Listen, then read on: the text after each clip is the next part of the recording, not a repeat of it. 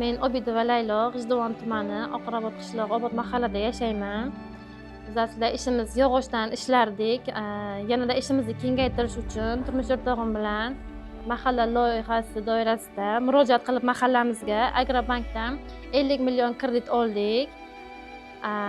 Mana shu ishimizni boshladik. Bu ishimizni rivojlantirib, yana mahallamizdagi ishsizlarni ish bilan ta'minladik. Asosan ayollardan iborat, 5-6 ta ayollardan.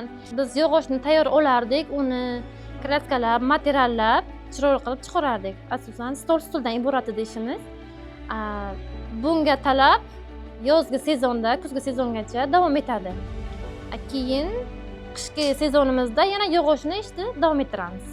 Bu stolni boshlashdan oldin aslida temirni sotib olamiz. Bu temirni ham mahallamizda tadbirkorlar ishlab chiqarishadi. Biz ulardan sotib olib, mana lentalarda to'qib chiroyli qilib chiqaramiz.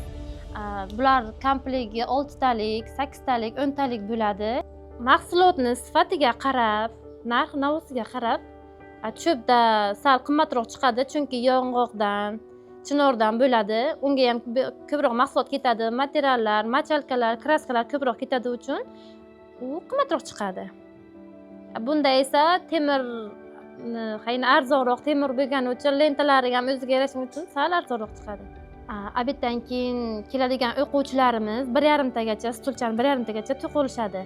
Kuni bo'yida keladigan ayollarimiz 2 ta, 2,5 tagacha to'q oladi. Hatto ketib qolgan bo'lsa, ochib qaytadan to'g'rilasa ham bo'ladi. Lentalar novat bo'lmaydi, boshqa joyga ishlatsa ham bo'ladi. Gullariga boshqa joyga ishlatsa bo'ladi, hech ham novat bo'ladigan joyga. Hatto uni to'g'rilasa bo'ladi.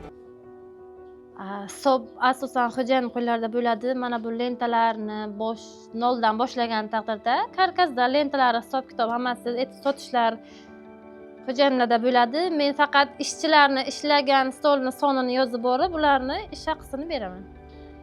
Ishchilarga ishni taqsimlab beramizda. Masalan, 2 kishi bitta stolni boshlasa, har bittasi bittadan stol olganga bir komplekt taqsimlab to'qib chiqaramizda.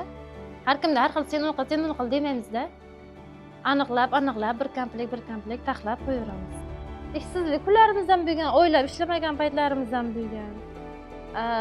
Yanada qanaydir mashinamiz bo'lgan, mashinamizni sotdik, yanada pul oldik, daromadni yana kengaytirish, yana qaytadan ishni tiklash uchun. Yana ishni rivojlantirish uchun yana ko'proq mablag' tikdilar, boshqa xil fasondagilarni. Senator degan stolchalar, qanaqa deydi? Sud zaliga qiladigan stolchalar, ulardan ishlab taxlab berganmiz sud zallarga, to'yxonalarga, kafelarga taxlab berganmiz har xildan. Hozir yana shu yil 2 xil fason chiqdi, ulardan ham qilib berdik.